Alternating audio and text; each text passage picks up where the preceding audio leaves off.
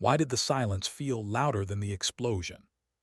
For Lieutenant Kinsley Parker, it wasn't the missile or the fireball that tore through her aircraft that stayed with her. It was that moment of stillness when she realized she was falling, helpless, into the dark unknown. Her training had drilled the sequence into her 1,000 times. Brace, pull the handle, control the chaos. But training doesn't prepare you for the searing heat on your face as your Fa-18 Super Hornet disintegrates in midair, or for the sickening thud of your heartbeat when you know the sky is the only thing keeping you alive. She heard her own voice in the headset, steady, almost too calm. "This is Viper 37 going down. Repeat, going down." Words she never thought she'd say. Words that no pilot ever forgets once they leave their mouth. At 28, she'd spent more hours above the clouds than she had in her own apartment. Over 600 combat flight hours. A life defined by checklists, call signs, and the quiet pride of a daughter who'd once promised her father she would fly. And now, here she was, hurtling toward a land that wanted her dead. The missile warning system had given her barely 3 seconds.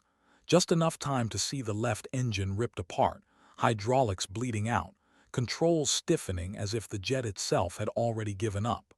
She tried to guide it, tried to give the machine one last ounce of dignity by steering it away from villages below.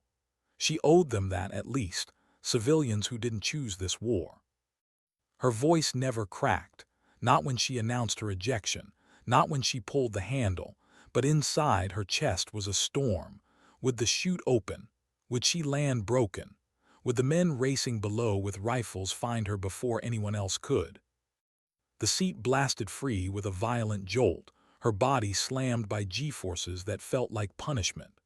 For a second, the roar of destruction drowned everything. And then, parachute bloom, sudden silence, her body swaying under white fabric against a sky that now looked too calm. That silence, it was almost cruel. She glanced down at her vest, at the gear she was supposed to trust with her life. Radio, mirror, tablets, rations, a sidearm, her last line of defense.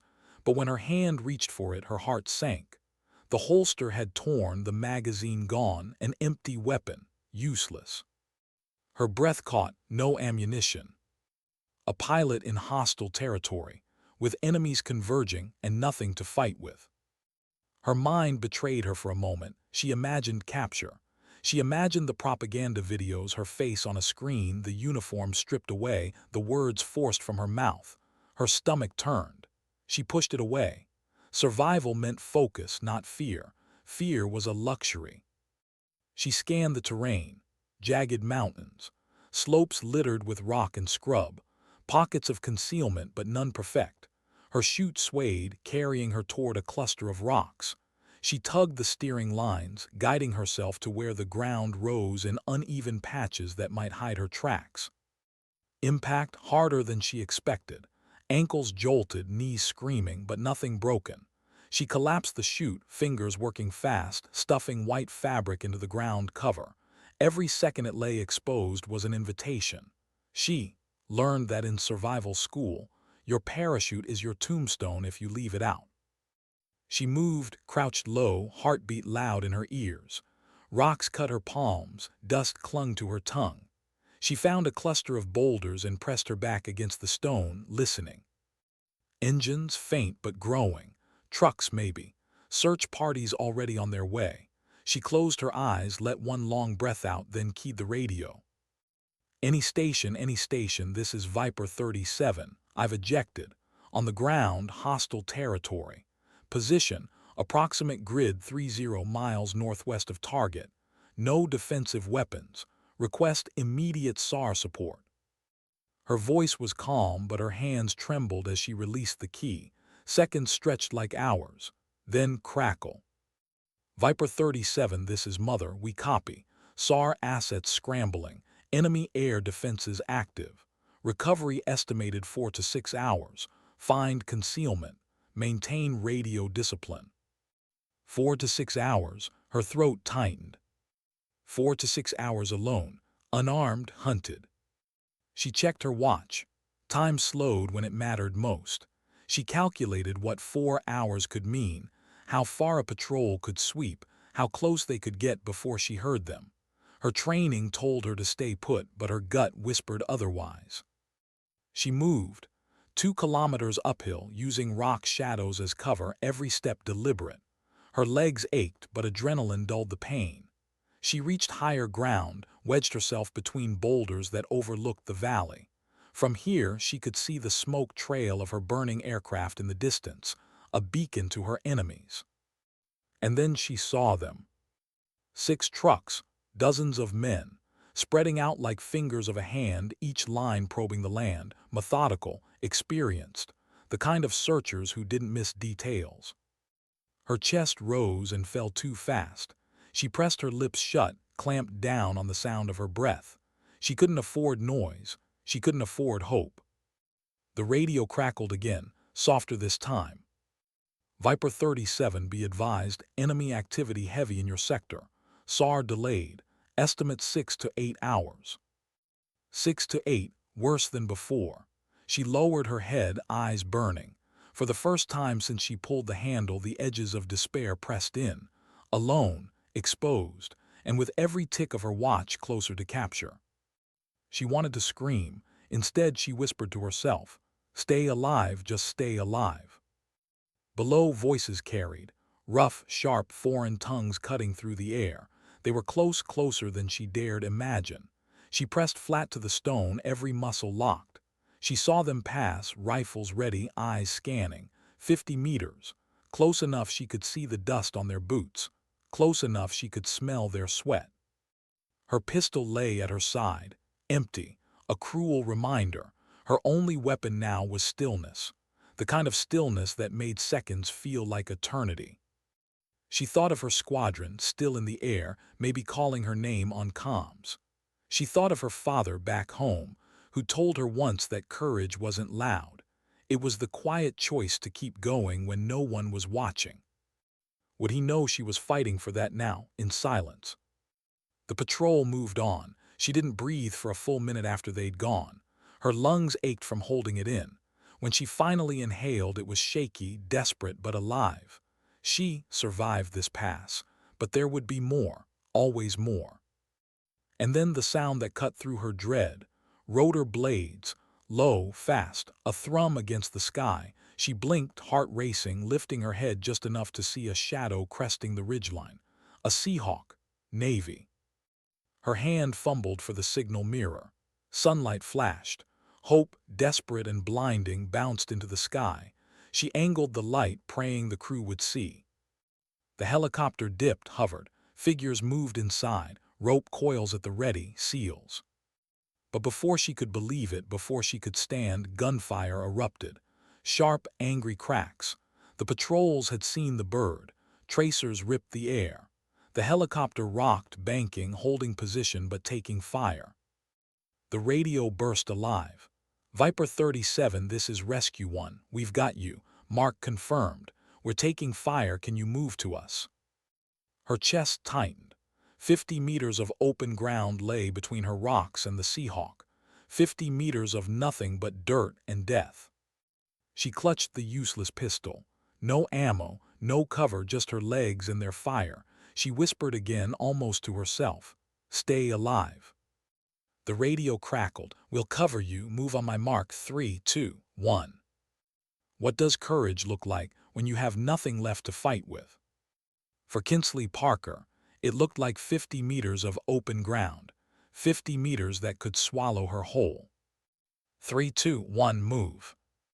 Her boots exploded off the rocks, lungs tearing for air as she sprinted into the open. The ground shook under her feet, dust rising with every step. Behind her, rifles cracked, the steady rhythm of seal fire covering her dash. But the air was alive with other sounds too. Enemy fire, tracers snapping overhead, bullets snapping the dirt so close she could feel fragments hit her legs. Her body wanted to slow, to curl into the earth, but instinct screamed louder. Don't stop. Not once. Not here. She drove her knees higher, faster, her throat dry, her eyes locked on the hovering Seahawk. Halfway across, time warped.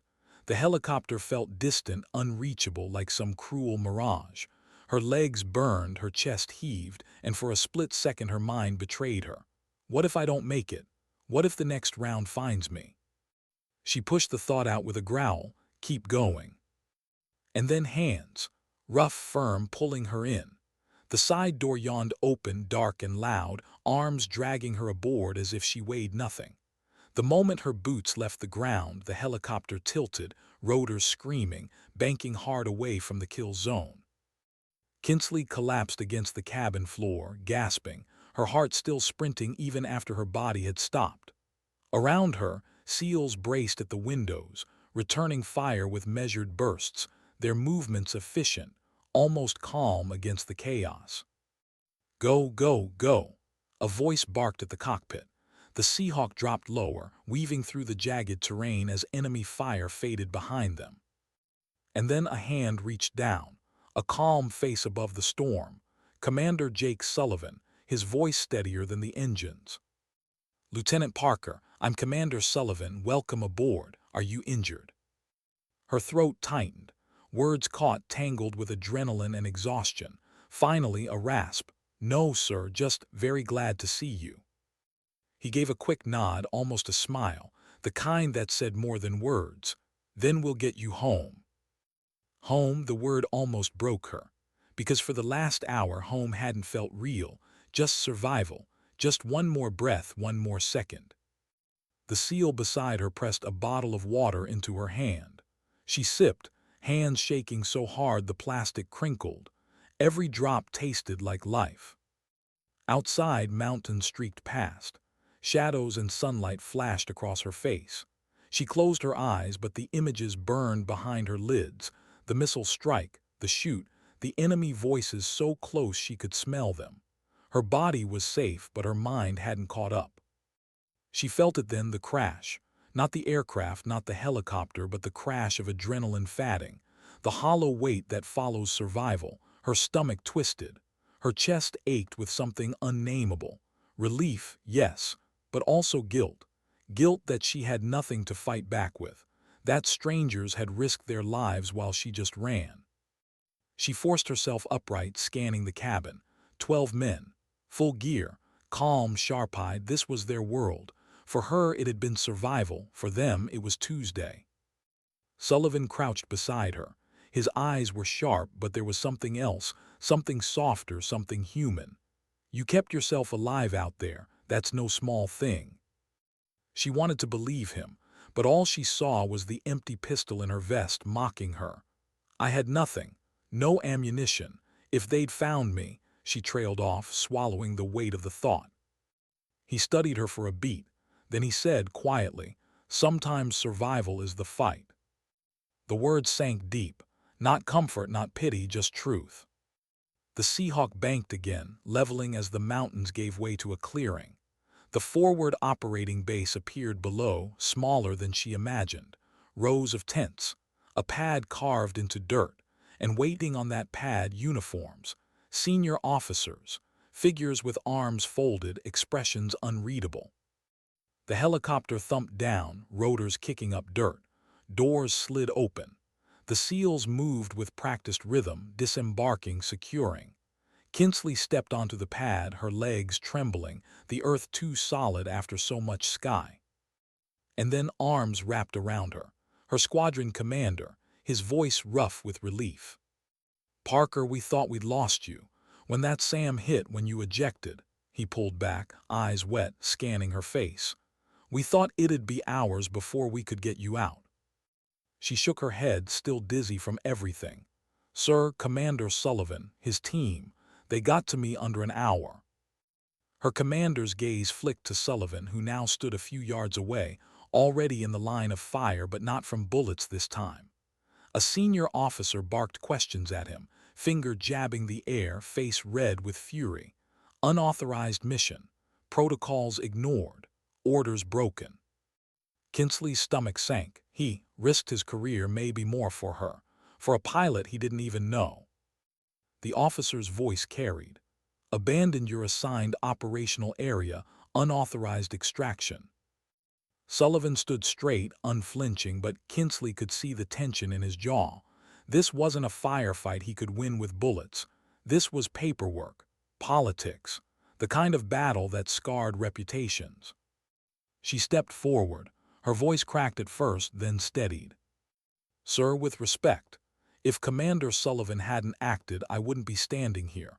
I'd be in enemy hands or worse." The officer turned, his glare sharp. "Lieutenant, no one is questioning the value of your rescue, but procedures exist for a reason.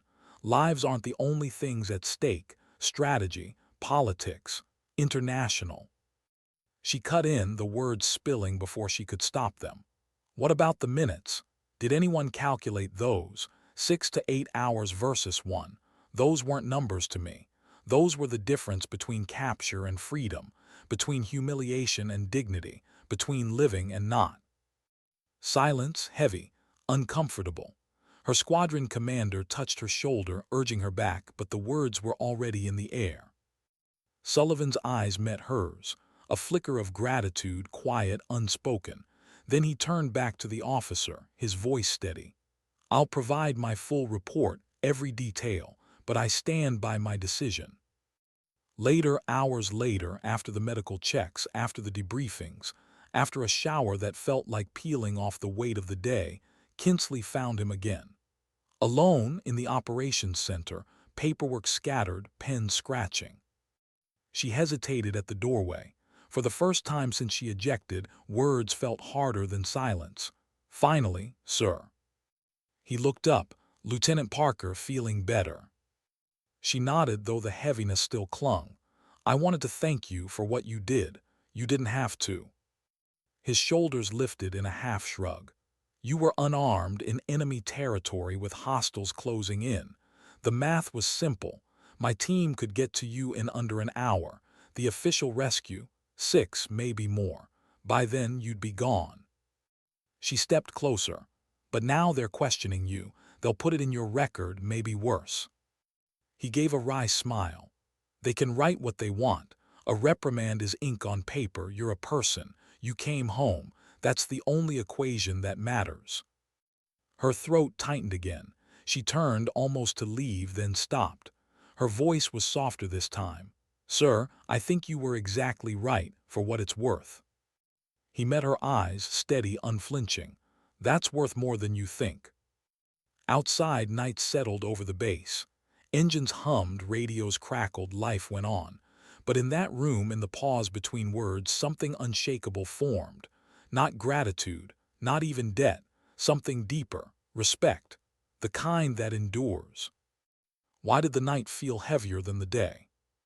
The firefight was over, the helicopters grounded, the shouting replaced by murmurs and paperwork.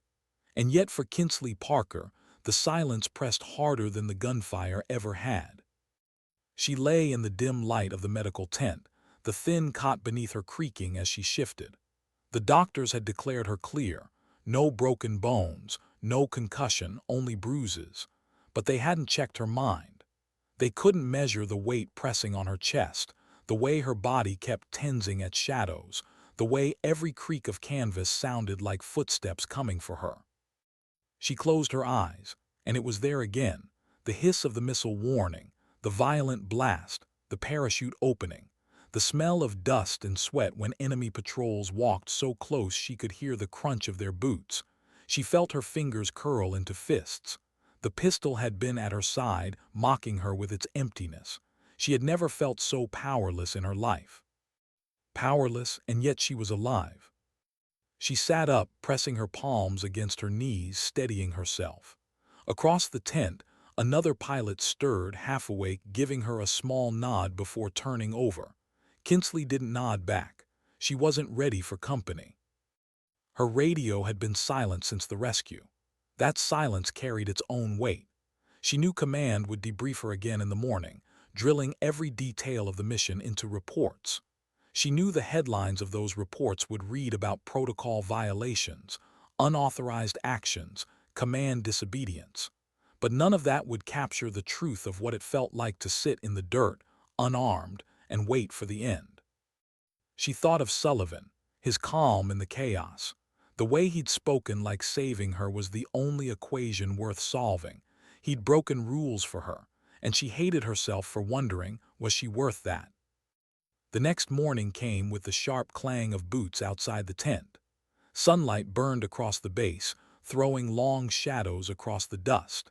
Kinsley followed her squadron commander to the operations building, her uniform stiff, her hair tied with precision. She wore composure like armor. Inside, voices rose. She stopped short outside the door. Sullivan's voice carried through, firm, calm, but strained. I take full responsibility. My decision. My team followed orders, my orders. If there are consequences, they fall on me. A harsher voice answered, clipped and cold. You left your operational area without authorization. You put your team and sensitive assets at risk. Protocol exists for a reason, Commander. A pause, then Sullivan's reply steady. Protocol also exists to bring our people home. She didn't have 6 hours, she had one. You know that. Kinsley clenched her fists. She wanted to step inside, to shout, to tell them what it felt like in those rocks. But she knew how the military worked. Voices like hers were often drowned out by procedure. The door opened. Sullivan stepped out, his face unreadable, jaw tight. He gave her the briefest nod before walking past, heading toward the airstrip. No words, no time, just the silent understanding of two people bound by the same impossible hour. Later that day, she sat in the debrief room. A recorder clicked. Questions came, methodical, clinical. Describe the missile strike. Your altitude at ejection. What was the condition of your sidearm? Each answer stripped the humanity away. She wanted to scream at them, to tell them what it felt like, not just what it looked like. The way the ground seemed to breathe beneath enemy boots. The way her throat dried when she realized her pistol was useless. But the men in the room didn't ask for feelings. They wanted facts. By the time she left, her chest was heavier than when she entered. That evening, she walked alone near the perimeter fence. The sun dipped low, painting the horizon in fire. The hum of generators filled the silence. She stopped, pressing her hand against the wire, staring out at the vast emptiness beyond. Somewhere out there, just yesterday, she had been nothing more than prey. Her breath shuddered. The thought hit her hard. Why me? Why was I saved? Her radio had carried her voice to Sullivan's ears. He had chosen to act, but what if he hadn't been there? What if his team had been 100 miles away? Would she have been another name on a report, another face on a wall? The guilt pressed in. She was alive, yes, but others weren't. How many pilots hadn't been reached in time? How many were still missing? She dropped her gaze to her hands.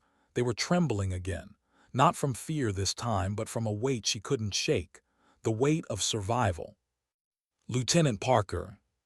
She turned. Sullivan stood a few yards away, hands at his sides.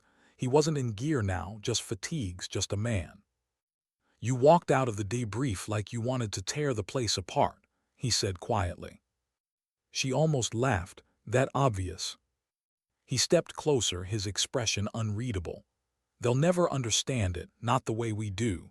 To them, it's lines on a map, protocols, numbers. To you, it was every second, every breath.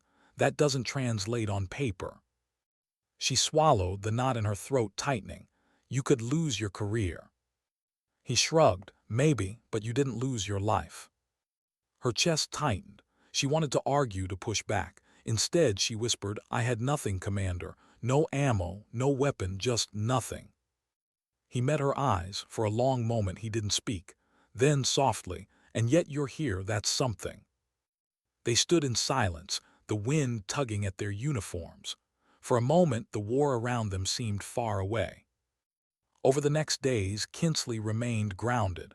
No flights, no missions, just waiting for clearance, waiting for the whispers about her rescue to die down, waiting for the images in her head to fade. They didn't. At night, she dreamed of the patrols, woke with her heart racing, the phantom sound of boots in her ears. She dreamed of the empty pistol, of pulling the trigger and hearing only silence. She dreamed of running across that open ground, legs burning, death chasing at her heels. And always she woke with the same thought: how do I climb back into that cockpit again? The answer came 3 weeks later. Her flight suit waited for her in the locker. The patch still bore her call sign, Viper 37. Her fingers lingered on the fabric, hesitant. The room smelled of fuel and sweat, the air thick with the noise of pilots preparing.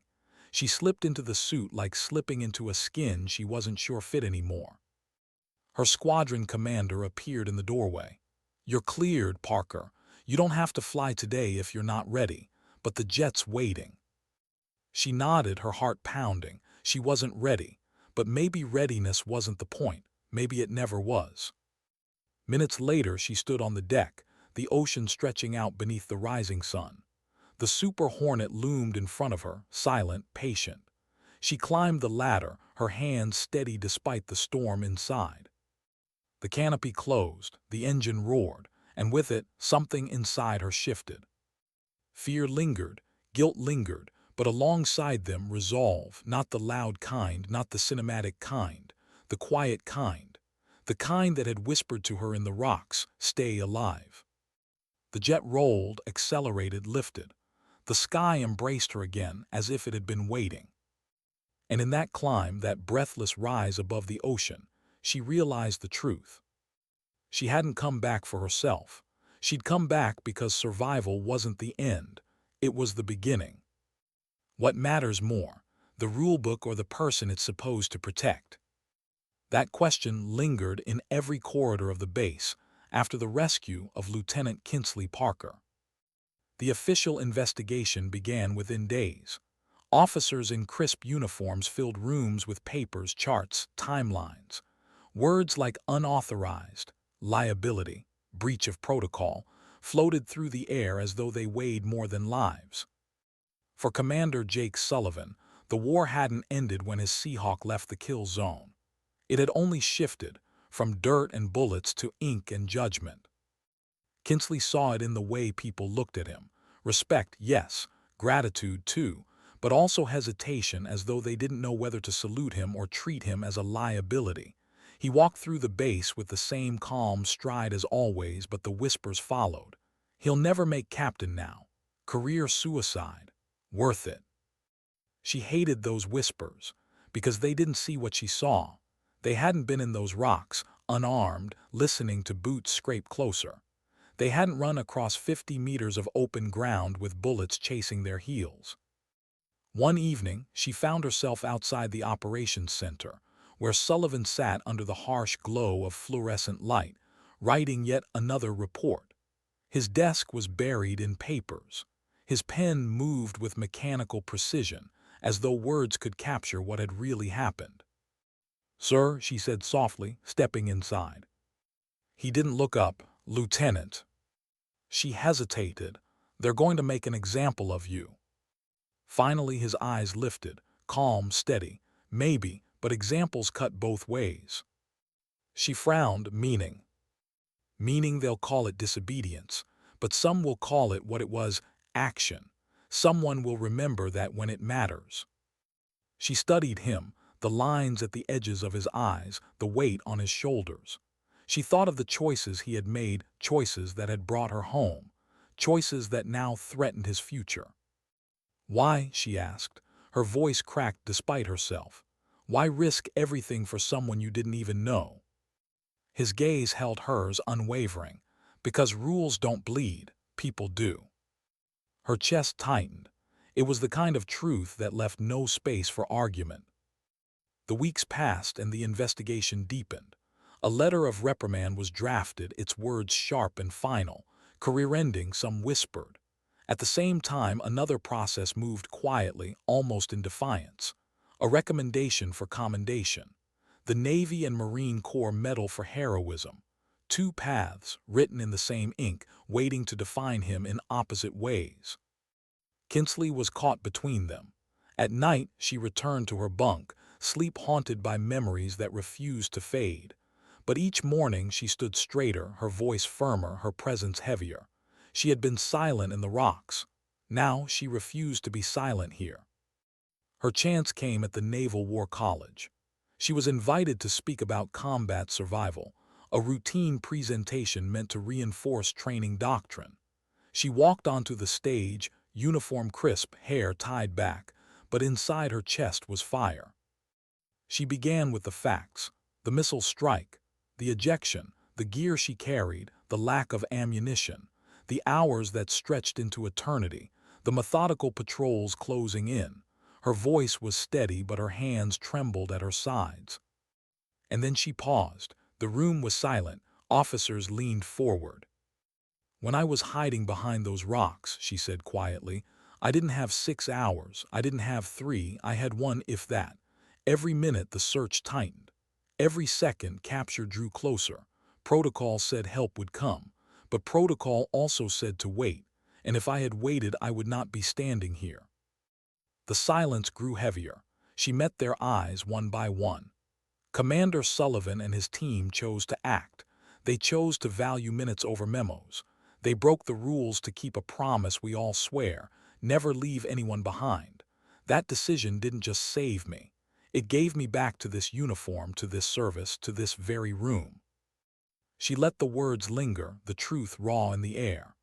Sometimes the difference between survival and loss isn't strategy, it's urgency, and urgency rarely waits for permission.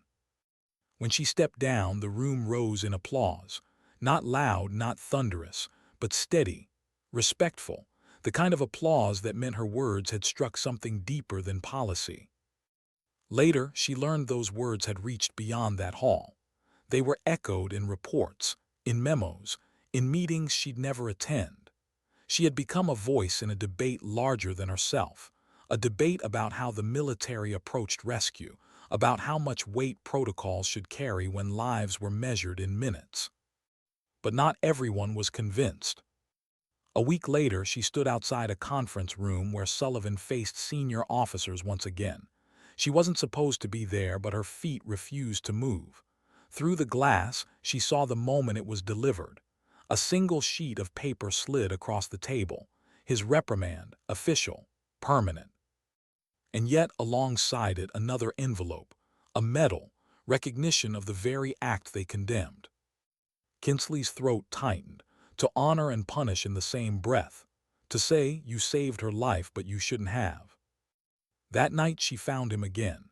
He sat outside, away from the noise of the base, the stars spread above like a silent witness. He turned the medal over in his hand, the letter folded beside him. "They don't cancel each other out," he said quietly when she sat beside him. "They just remind me what this place is. Rules and risks, paper and blood, both permanent in their own way." She looked at him, the medal glinting in the starlight. Which one matters more? His eyes softened, but his voice was firm. This is metal, that," he tapped the folded reprimand. "That's ink. Neither matters more than the fact that you're here." Her breath caught. She turned her gaze to the horizon, the faint outline of mountains barely visible in the dark. The same mountains she had fallen into. The same mountains he had pulled her from. Sometimes dignity doesn't shout. Sometimes it doesn't even argue. Sometimes it just sits in silence, knowing the choice it made was the right one, even if the world refuses to admit it. For Kinsley, that silence was louder than any applause. How do you climb back into the sky when the last time you touched it, it tried to kill you? For Kinsley Parker, the answer came the morning she zipped her flight suit for the first time since the ejection. The fabric felt familiar, yet strange, as if it belonged to someone else, someone who hadn't been broken open by fire and silence. Her reflection in the locker's steel was sharp. Regulation hair, clear eyes, perfect uniform, but inside a storm she couldn't iron flat. The deck crew bustled around her jet. Sunlight struck the Super Hornet's skin, the same kind of machine she had lost weeks ago. She paused at the ladder. Her hand gripped the rung, but her body didn't move. Images slammed into her, warning lights flashing red, controls freezing, fire in the cockpit, the violent jolt of ejection. She closed her eyes. Not now, not here. A voice cut through. "You all right, Viper?" Her crew chief stood nearby, grease smudged across his jaw, watching with quiet concern. She forced a smile, just taking it in. He nodded once, as if understanding more than she admitted, and stepped back. Kinsley climbed. Each rung was heavier than the last, but her body carried her upward until she slid into the seat. The cockpit embraced her, every switch and dial both familiar and foreign. She strapped in, helmet snug, gloves tight, heart racing. When the engines roared to life, she flinched. The vibration shook her bones, dragging her back to the moment of impact, the crack of the missile's strike. Her hands gripped the throttle tighter than necessary. She forced her breath steady. Control, that's what mattered, not fear, control. The catapult officer signaled. The deck crew cleared. Her jet rolled forward. And then launch. The acceleration crushed her into the seat, the ocean dropping away as the Super Hornet tore into the sky. For a split second, her chest seized.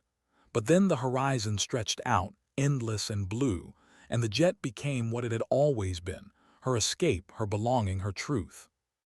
She leveled at altitude, hands steady now, the machine obeying every touch. Her voice came through the radio, calm and professional.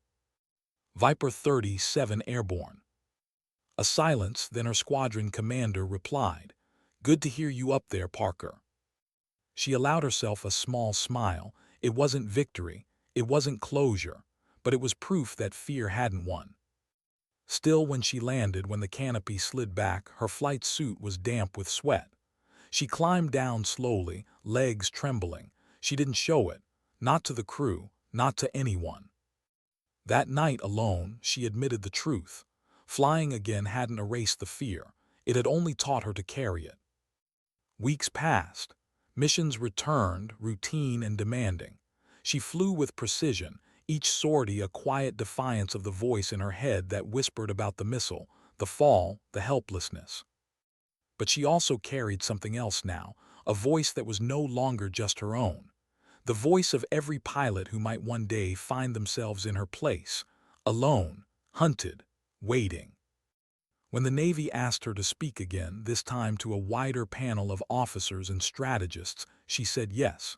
She stood at the front of a cold auditorium, the air heavy with formality. Charts lined the walls. Protocols were stacked on tables. She didn't look at any of it, she looked at them. "When I was on the ground," she began, "the clock wasn't measured in hours. It was measured in footsteps, in breaths, in how long I could stay still before the next patrol closed in." Her voice didn't shake. The official estimate was 6 to 8 hours. If we had waited, I would have been gone, and the Navy would have lost more than just a pilot. It would have lost the trust of everyone who puts on this uniform, believing they won't be left behind. A murmur rippled through the room. She pressed on. What Commander Sullivan did was dangerous. It broke rules, but it also proved something, that sometimes immediate action is the only action that saves lives, that minutes matter more than memos. She paused, scanning their faces, some hard, some thoughtful. "I'm not asking you to erase protocol. I'm asking you to remember that rules are meant to serve people, not replace them. Rescue delayed is rescue denied, and out there, denial means death." The silence afterward was telling, not the silence of dismissal, but of impact. Later, as she left, a younger officer caught up to her. His voice was low, almost reverent. "Ma'am, thank you. My brother went down last year. They didn't get to him in time." His throat tightened. "What you're saying, it matters." Her chest ached. She touched his arm briefly, words failing. Sometimes presence said more than speeches. The ripple had begun.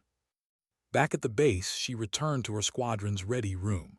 Maps covered the walls, missions scrawled in grease pencil. She settled into a chair, helmet in her lap, eyes distant. Her squadron commander approached quietly. "You're becoming a voice, Parker." She looked up, startled. "I didn't ask to be." He half smiled. "Doesn't matter, the best voices usually don't." She sat with that, the truth heavy. She hadn't asked for any of it. She hadn't asked for the missile, the fall, the empty pistol. She hadn't asked to be the one who survived when others hadn't. But survival had made her a witness, and a witness couldn't stay silent. That night she found Sullivan again. He was preparing gear as if nothing had changed. The reprimand still sat in his record, the medal pinned quietly to his uniform. Two contradictions bound to the same man. "Sir," she said softly. He glanced up. "Lieutenant." She hesitated, then, "They're listening, not all of them, but some. It's a start." He studied her for a long moment. "You're carrying more than your own story now." She nodded, her chest tight. "I know." His eyes softened just slightly. "Then carry it well." The wind outside rattled the walls, but his words stayed steady in her head long after. Weeks turned to months, missions blended, but everywhere she went her name carried a new weight.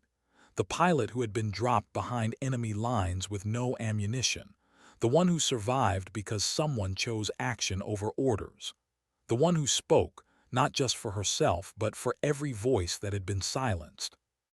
And yet when she looked in the mirror she still saw the same storm. The fear, the guilt, the endless question, why me? Maybe there was no answer. Maybe survival didn't come with explanations. Maybe it only came with responsibility. She zipped her flight suit again, helmet under her arm, ready for another mission. The deck crew waited. The jet gleamed in the sun. She climbed the ladder, heart steady this time. As the engines roared, she whispered to herself, not a prayer, not a plea, just a promise. Stay alive and make it mean something.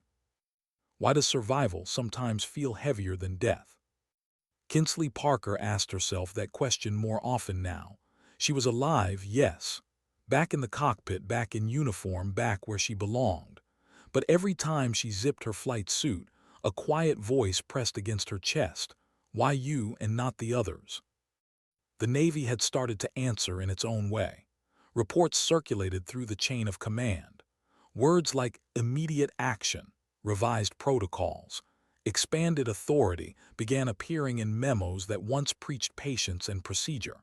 Somewhere in Washington, officers she'd never meet were debating timelines and authorizations because of her hour in those mountains. And yet change came slow. Change always did. For every voice that praised Sullivan's decision, another insisted it was reckless. For every paper that cited her testimony as proof of urgency, another warned against letting emotion override strategy. The contradiction mirrored her own heart, pride and guilt, strength and fear, gratitude and unease, two truths that refused to reconcile. One evening she sat in the ready room after a long flight. The other pilots had cleared out, leaving silence and the faint hum of fluorescent lights. Her helmet sat on the table in front of her. She stared at it, but what she saw instead were faces. Faces she would never meet, pilots who had gone down without rescue, names whispered only on memorial walls. Her hand trembled as she touched the visor. She whispered almost to herself, "Why me?" The door creaked. She glanced up. Commander Sullivan stood in the doorway, fatigue uniform darkened with sweat, as though he'd just come from training. His expression was unreadable, but his eyes, steady as always, found hers. "You flew well today," he said simply. She let out a hollow laugh. "I flew, that's about all I can say." He stepped inside, crossing to the table. "Flying after what happened, that's not just flying. That's choosing to climb back into the place that tried to kill you. Don't downplay that." She looked at him, frustration bubbling. "But it doesn't feel brave. It feels haunted. Every time I take off, I hear that missile again. I smell the fire. I see the ground rushing up at me. And I wonder how long before it happens again." Sullivan leaned on the table, folding his arms. His voice was quieter now. "That's not weakness, that's memory. And memory keeps you sharp. Fear reminds you what's at stake. The trick isn't erasing it, it's flying with it." She stared at him, her throat tight. He made it sound so simple, but she knew the weight he carried too. The reprimand had gone into his record, ink that wouldn't fade. Some said it would stall his career. Others whispered he'd be promoted anyway because the Navy couldn't ignore what he'd proven. He never mentioned it, not once, not to her, not to anyone. He just kept moving as if carrying both shame and honor in the same stride. Weeks later, the Ripple finally reached her squadron. A new briefing unfolded in the hangar, led not by her commander but by a visiting admiral. Charts lit the screen, numbers stark. Effective immediately, the admiral announced. Special operations forces operating within range of downed aviators will have greater discretion to conduct immediate recovery. Authorization channels will be streamlined. Response times will be prioritized. A murmur rippled through the room. Pilots exchanged looks, some hopeful, some skeptical. Kinsley sat straighter, her heart pounding. They were changing because of her, because of him, because of that hour in the mountains. But pride twisted into something darker. If change came now, what about the ones before her, the ones who hadn't lived to see it? She raised her hand. "Sir, if I may." The admiral nodded. She stood, uniform crisp, voice steady. "This will save lives, but I have to ask, how many were lost waiting for permission that came too late? How many names won't be on the flight line tomorrow because we chose procedure over people?" The room fell silent. The admiral's gaze held hers. For a long moment the air was heavy. Finally he answered, more than we're proud to admit. Her chest tightened. She sat down, the weight of that admission pressing on her shoulders. Later that night she wrote in her notebook, a habit she had picked up since the rescue. Words spilled across the page, raw and uneven. "Every life we save is built on the shoulders of the ones we lost. I don't know if that makes survival feel lighter or heavier.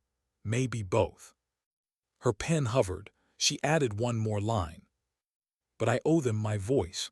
Silence is not an option." The following week, she was asked to speak again, this time not to officers but to young aviators in training. They sat in neat rows, faces sharp with eagerness, some too young to understand the weight of what she carried. She looked at them and saw herself years ago, ambitious, hungry, believing invincibility came with wings. She began quietly. "You've all trained for emergencies, you've practiced ejection, survival, radio calls, you know the checklists." Nods, straight backs. "But let me tell you this. Nothing prepares you for the silence when the chute opens. Nothing prepares you for realizing your sidearm is useless. Nothing prepares you for hearing enemy voices close enough to touch." The room stilled. Her words cut sharper than any manual. "What got me through wasn't ammunition, wasn't firepower. It was one thought, stay alive long enough for someone to come. And when that someone came, it wasn't because the paperwork was done. It was because he chose to act. He chose to put people over procedure." Her voice cracked just slightly. "Remember that. When you fly, when you lead, when you face choices that don't fit neatly into the rule book, remember that survival is measured in minutes, not memos." When she finished, the silence wasn't empty. It was full of respect, of understanding, of something unspoken that tied them together. Afterward, one of the youngest trainees approached her, barely 20. His hand shook as he saluted. "Ma'am, my father was a pilot. He didn't make it back. They said rescue was delayed. I just wanted to say thank you for saying what nobody else does." Her throat closed. She returned the salute, her hand trembling. When he walked away, she stood frozen, the weight of his words settling deep. She wasn't just telling her story anymore. She was carrying theirs. That night she found herself once more outside with Sullivan.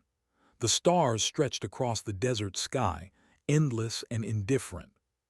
She held the notebook in her lap, pages filled with words she hadn't shared.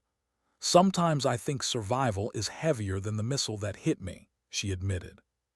He glanced at her, his face lit by the faint glow of a cigarette he hadn't lit. "It is, because you're carrying more than yourself now." She nodded, eyes burning. "Do you ever regret it, choosing action, breaking the rules?" He looked back at the sky. Regret the reprimand, sometimes. Regret the choice, never. The wind rustled the sand. For a long time they sat in silence, not the silence of fear this time, but of understanding. And for the first time since the missile strike, Kinsley realized the silence didn't scare her anymore. It anchored her. What does it mean to win and lose in the same breath? For Jake Sullivan, it meant opening two letters on the same morning, one condemning him, one praising him. The reprimand was official, permanent, words that would never leave his file, shadowing every board that reviewed his name. But the metal, gleaming heavy in his hand, spoke to something ink could never erase. Recognition of what mattered most, a life saved. Kinsley heard about it in whispers first, then in headlines carried through the halls. Officers shook their heads at the contradiction. Some called it justice, others hypocrisy. She called it exactly what war always was, messy. A collision of rules and reality, of paper and blood. When she found him that evening, he was sitting alone near the flight line, metal still in its box beside him. The hum of jets preparing for night sorties filled the air, a reminder that the mission never stopped, not for reprimands, not for medals, not for survival stories. "You got both," she said softly, stepping closer. He didn't look up. "Seems the Navy can't decide if I'm a hero or a liability." She sat beside him on the bench, the air cool against her skin. "Maybe you're both." Finally he glanced at her, a faint smile tugging at the corner of his mouth. "Maybe that's the truth." The silence that followed wasn't heavy.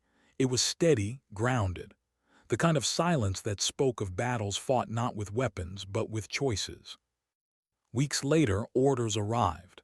Promotion. Captain Jake Sullivan.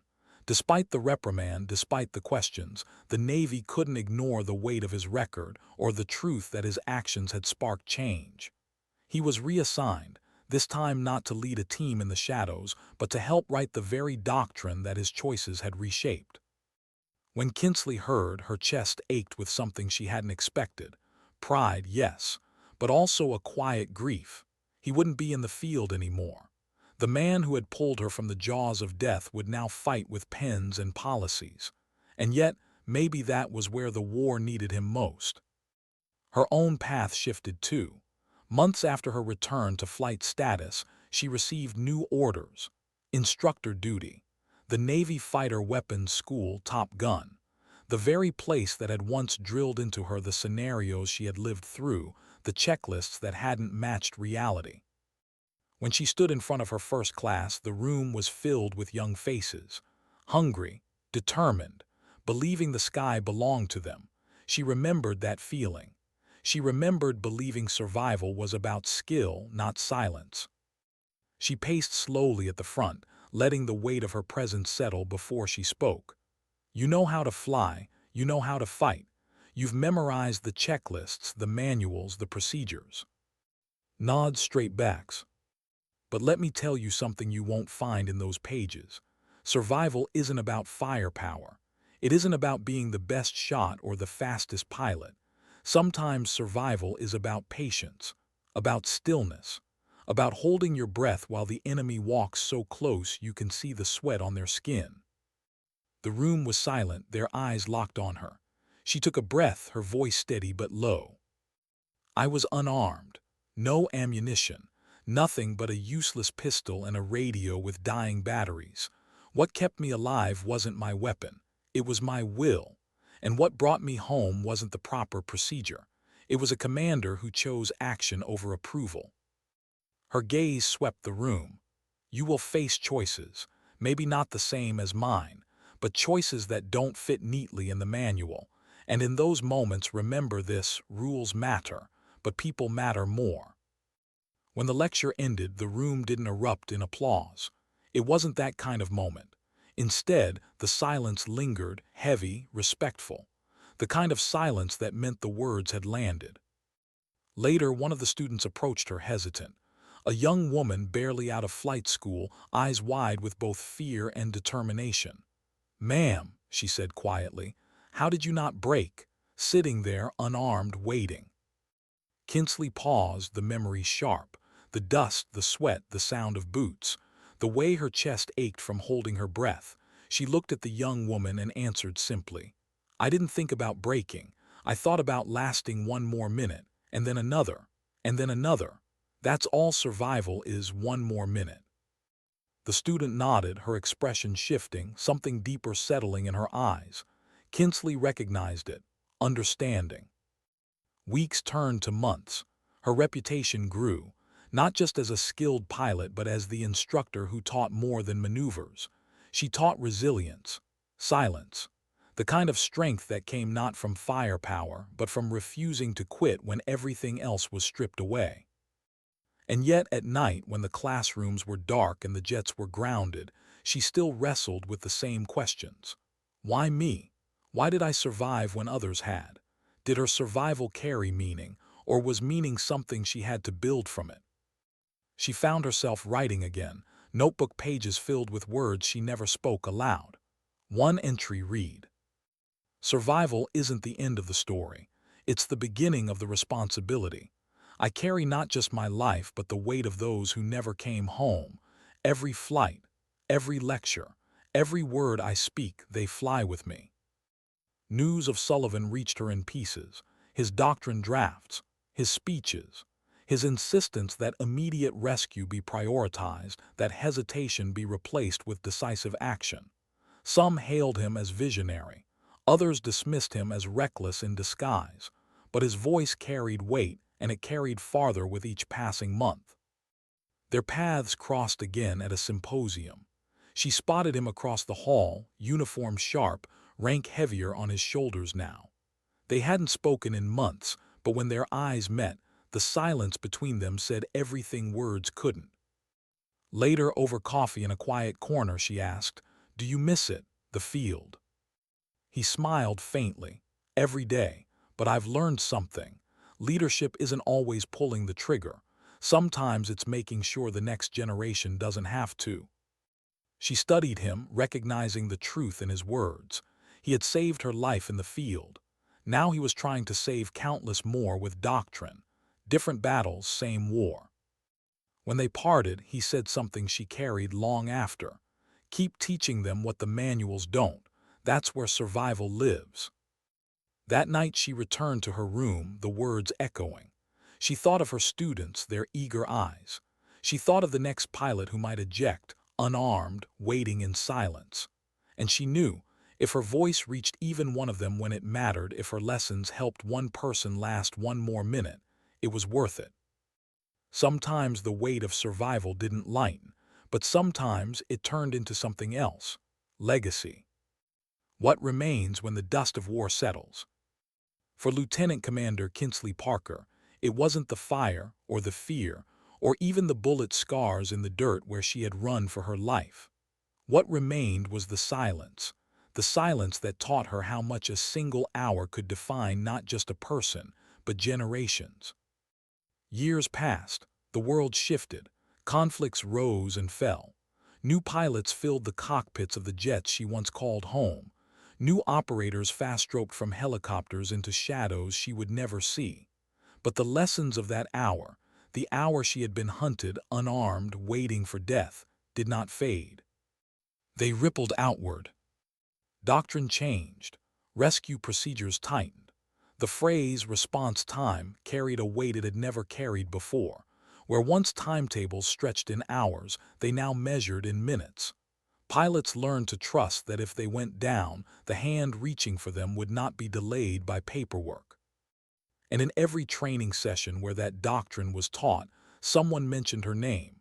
Parker, the pilot who survived without ammunition, the one whose silence had reshaped how the Navy thought about rescue. Her role as instructor deepened. She walked the halls of Top Gun with the calm authority of someone who had lived what most could only imagine.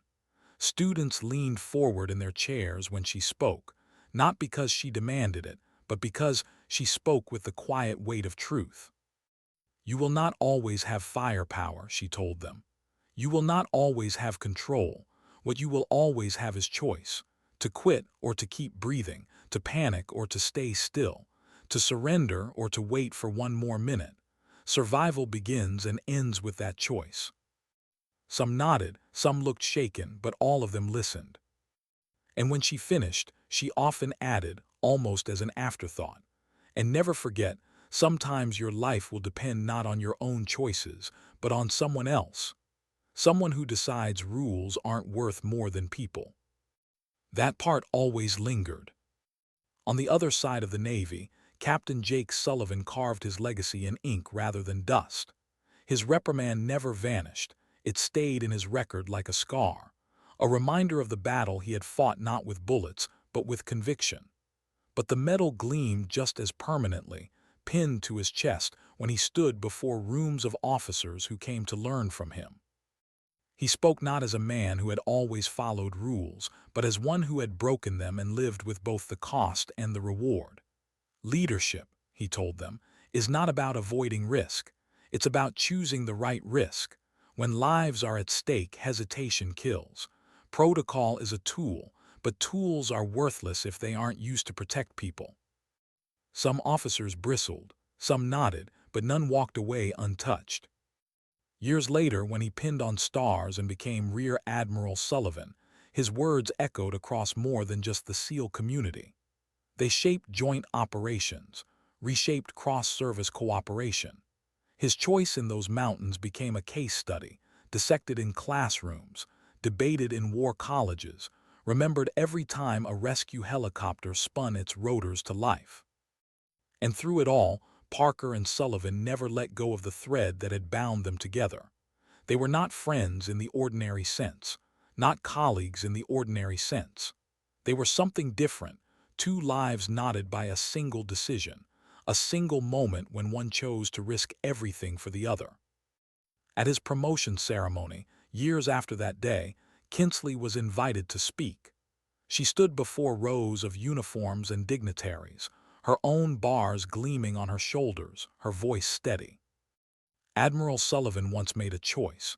He violated protocol, he risked his career, he disobeyed orders, and because of that I am standing here today. Some call that reckless. I call it leadership, because leadership isn't about perfect obedience. It's about knowing when the rulebook cannot keep up with reality. It's about choosing people over paper, minutes over memos, lives over careers. She paused, her eyes finding his in the crowd.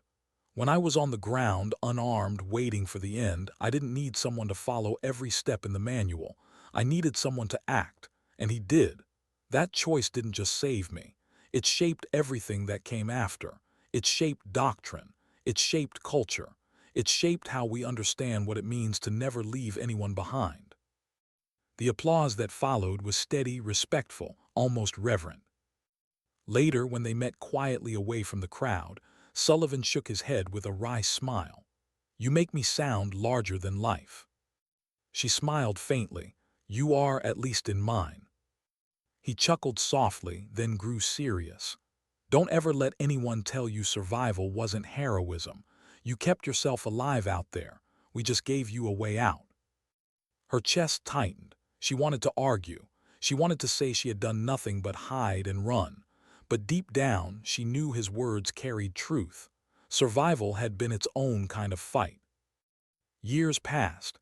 Their paths diverged more often than they crossed, but the bond never broke. When her students asked about Sullivan, she told them this. He was the kind of leader who understood that rules are not the mission. People are. When his officers asked about Parker, he told them. She was the kind of pilot who proved that survival isn't weakness. It's strength in silence. And slowly, their names became legend.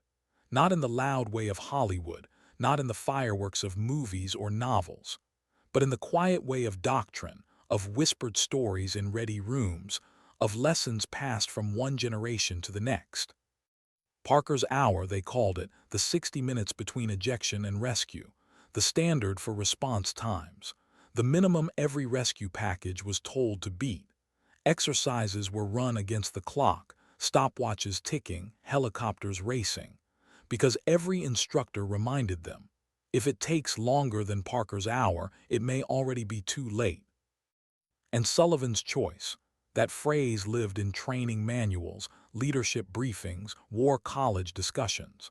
the decision to act without permission, the willingness to accept personal cost for the sake of another's life. A case study in courage, in judgment, in what it meant to lead when hesitation meant death. Two names, two legacies, bound forever by silence, by fire, by one desperate hour in the mountains.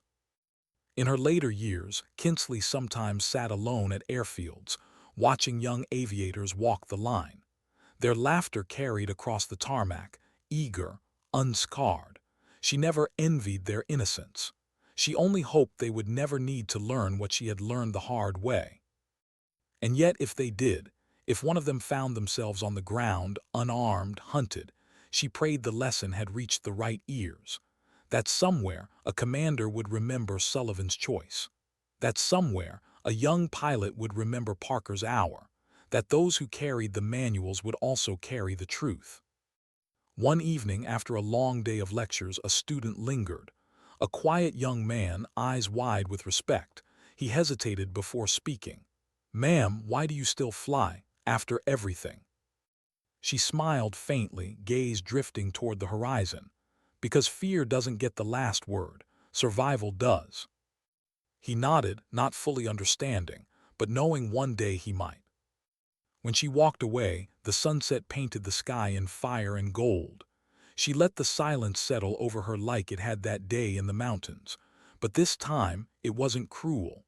This time, it was calm. Because survival wasn't just her story anymore. It was theirs. And sometimes dignity doesn't speak. It doesn't shout. It doesn't even argue. Sometimes dignity simply acts.